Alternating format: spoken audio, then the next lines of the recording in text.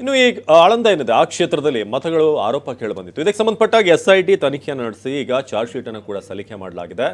ಮಾಜಿ ಶಾಸಕ ಏನು ಸುಭಾಷ್ ಗುತ್ತೇದಾರ್ ಇದ್ದಾರೆ, ಅವ್ರ ಮೇಲೆ ಆರೋಪ ಇದೆ. ಏನಿದು ರಿಪೋರ್ಟ್ ಇದೆ, ಬನ್ನಿ ನೋಡೋಣ.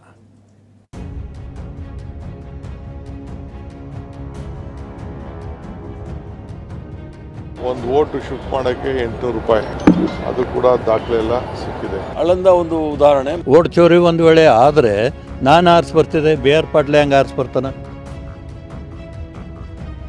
ನಾವೇನು ಪ್ರತಿಪಾದನೆ ಮಾಡ್ತಾ ಇದ್ದೀವಿ ಅದು ಸತ್ಯ ಆಗಿದೆ.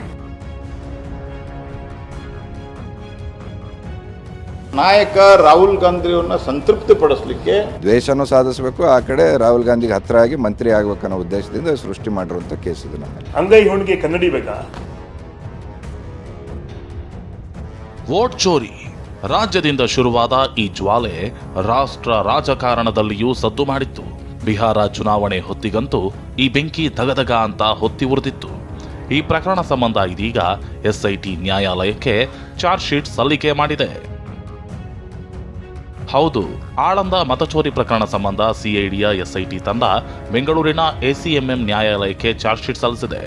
ಆಳಂದ ಮಾಜಿ ಶಾಸಕ ಸುಭಾಷ್ ಗುತ್ತೇದಾರ್ ಮತ್ತು ಅವರ ಪುತ್ರ ಹರ್ಷಾನಂದ ಪಾತ್ರವನ್ನ ದೃಢಪಡಿಸಿದೆ.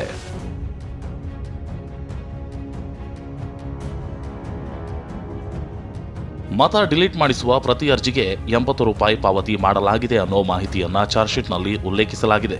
ಹಣ ಸಂದಾಯವಾದ ಬಳಿಕ ಚುನಾವಣಾ ಆಯೋಗಕ್ಕೆ ಮತವನ್ನ ಡಿಲೀಟ್ ಮಾಡೋದಕ್ಕೆ ಅರ್ಜಿ ಸಲ್ಲಿಸಲಾಗಿದೆ.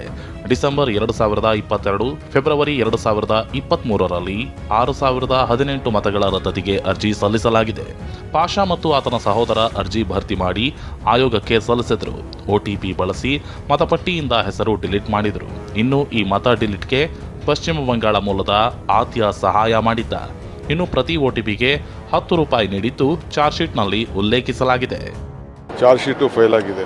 ಒಂದು ಓಟು ಶಿಫ್ಟ್ ಮಾಡೋಕ್ಕೆ 800 ರೂಪಾಯಿ, ಅದು ಕೂಡ ದಾಖಲೆ ಎಲ್ಲ ಸಿಕ್ಕಿದೆ. ಹೊರಗಡೆ ರಾಜ್ಯದವ್ರನ್ನ ಫೋನ್ ನಂಬರ್ ತೆಗೆದುಕೊಂಡು ಬಂದು ಇಲ್ಲೆಲ್ಲ ಓಟ್ ಶಿಫ್ಟ್ ಮಾಡಲಿಕ್ಕೆ, ಡಿಲೀಟ್ ಮಾಡಲಿಕ್ಕೆ ಪ್ರಯತ್ನ ಮಾಡಿದ್ದಾರೆ. ಬಹಳ ಸ್ಪಷ್ಟವಾಗಿ ಕರ್ನಾಟಕ ರಾಜ್ಯದಲ್ಲಿ ಹಲವಾರು ಕ್ಷೇತ್ರದಲ್ಲಿ ಭಾರತೀಯ ಜನತಾ ಪಾರ್ಟಿಯವರು ಆ ಓಟ್ ಚೋರಿ ಕೆಲಸವನ್ನು ಮಾಡಿದ್ದಾರೆ, ಮತ ಕಳ್ಳತನವನ್ನು ಮಾಡಿದ್ದಾರೆ.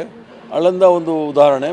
ನಾವು ಏನು ಹೇಳ್ತಾ ಇದ್ದೀವಿ, ನಾವೇನು ಪ್ರತಿಪಾದನೆ ಮಾಡ್ತಾ ಇದ್ದೀವಿ ಅದು ಸತ್ಯ ಆಗಿದೆ. ಆಳಂದಲ್ಲಿ ನಮ್ಮ MLA ಗೆದ್ದಿದ್ರು ಕೂಡ ಅಲ್ಲಿ ವೋಟ್ ಚೋರಿ ಆಗಿದಂತಹ ಸನ್ಮಾನ್ಯ ರಾಹುಲ್ ಗಾಂಧಿ ಅವರು ಕೂಡ ಹೇಳಿಕೆ ಕೊಟ್ಟಿದ್ರು. ಅದು ನಿಜವಾಯಿತು. ಅಂಗೈ ಹುಣ್ಣಿಗೆ ಕನ್ನಡಿ ಬೇಕಾ?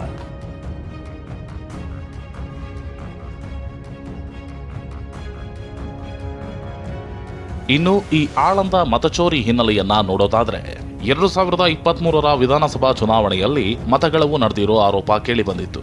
ಕಾಂಗ್ರೆಸ್ ಶಾಸಕ BR ಪಾಟೀಲ್ ಈ ಬಗ್ಗೆ ಆರೋಪ ಮಾಡಿ ಚುನಾವಣಾಧಿಕಾರಿಗಳಿಗೂ ದೂರು ನೀಡಿದ್ರು. ಇದನ್ನೇ ಮುಂದಿಟ್ಟುಕೊಂಡು ಮತಗಳವು ವಿರುದ್ಧ ದಾಖಲೆ ಸಮೇತ ರಾಹುಲ್ ಗಾಂಧಿ ಧ್ವನಿ ಎತ್ತಿದ್ರು. ಇನ್ನು ರಾಜ್ಯ ಸರ್ಕಾರ ಪ್ರಕರಣದ ತನಿಖೆಗೆ CIDಯ SIT ತಂಡ ರಚಿಸಿತ್ತು. ಇದೀಗ ತನಿಖೆ ಮುಗಿಸಿ 22,000 ಪುಟಗಳ ಚಾರ್ಜ್ ಶೀಟ್ ಸಲ್ಲಿಸಲಾಗಿದೆ. ತಂದೆ ಮಗ ಸೇರಿ 7 ಮಂದಿ ವಿರುದ್ಧ ಚಾರ್ಜ್ ಶೀಟ್ ದಾಖಲಿಸಲಾಗಿದೆ. ಆಳಂದದಲ್ಲಿ 5,994 ಮತದಾರರ ಹೆಸರು ಅಳಿಸಲಾಗಿದೆ. ಇದಕ್ಕಾಗಿ ಸೈಬರ್ ಸೆಂಟರ್ ಬಳಸಿಕೊಂಡಿದ್ದಾರೆ ಅಂತ ಆರೋಪಿಸಲಾಗಿದೆ. ಮತದಾರರ ಹೆಸರನ್ನ ಅಳಿಸಲು ಖುದ್ದು ಸುಭಾಷ್ ಗುತ್ತೇದಾರ್ ಹಣ ಪಾವತಿ ಮಾಡಿದ್ದಾರೆ ಅಂತ ಚಾರ್ಜ್ ಶೀಟ್ನಲ್ಲಿ ಉಲ್ಲೇಖಿಸಲಾಗಿದೆ.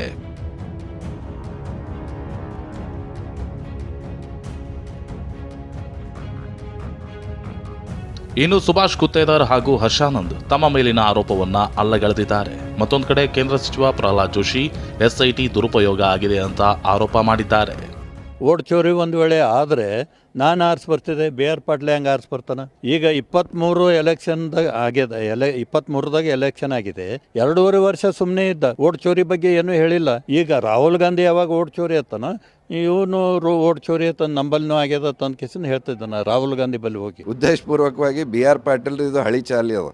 ಆಳಂದ ತಾಲೂಕದಾಗ ಎಲ್ರಿಗೂ ಗೊತ್ತು, BR ಪಾಟೀಲ್ ವಿರುದ್ಧ ಯಾರು ಮಾಡ್ತಾರೋ ಅವ್ರ ಮೇಲೆ ಒಂದಿಲ್ಲ ಒಂದು ರೀತಿಯಿಂದ ತೊಂದರೆ ಕೊಡೋದು, ಕೇಸ್ ಹಾಕೋದು. ನಮ್ಮ ತಂದೆಯವ್ರ ಮೇಲೆ 23 ಮರ್ಡರ್ ಕೇಸ್ ಹಾಕಿದ್ರು ಹಿಂದೆ, ಒಂದೂ ಪ್ರೂವ್ ಆಗಿಲ್ಲ. ಈಗ ಇದು ಹೊಸದು ಮಾಡ್ತಾ ಇದ್ದಾರೆ. ಅದು ರಾಹುಲ್ ಗಾಂಧಿಗೆ ಹತ್ತಿರ ಆಗಿ ಇದು ಲಾಸ್ಟ್ ಎಲೆಕ್ಷನ್ ಅಂತ ಹೇಳಿದ್ದಾರೆ. ಮಂತ್ರಿ ಆಗೋ ಸಲುವಾಗಿ ಈ ರೀತಿ ನಮಗೆ ಒಂದು ಇಮೇಜ್ ಕೆಡಿಸ್ಬೇಕು, ನಮಗೆ ತೊಂದರೆ ಕೊಡಬೇಕು, ದ್ವೇಷನೂ ಸಾಧಿಸಬೇಕು, ಆ ಕಡೆ ರಾಹುಲ್ ಗಾಂಧಿಗೆ ಹತ್ತಿರ ಆಗಿ ಮಂತ್ರಿ ಆಗಬೇಕನ್ನೋ ಉದ್ದೇಶದಿಂದ ಸೃಷ್ಟಿ ಮಾಡಿರುವಂಥ ಕೇಸ್ ಇದು. ನಮ್ಮ SIT ದುರುಪಯೋಗ ತಗೊಂಡಾರ ತಮ್ಮ ನಾಯಕ ರಾಹುಲ್ ಗಾಂಧಿಯವ್ರನ್ನ ಸಂತೃಪ್ತಿ ಪಡಿಸಲಿಕ್ಕೆ.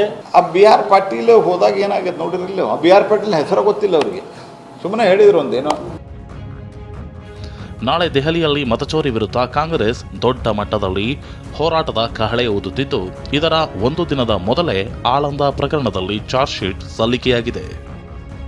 ಕಲಬುರಗಿಯಿಂದ ದತ್ತಾತ್ರೇಯ ಪಾಟೀಲ್ ಜೊತೆ ಪ್ರದೀಪ್ ಚಿಕ್ಕಾಟಿ, TV9 ಬೆಂಗಳೂರು.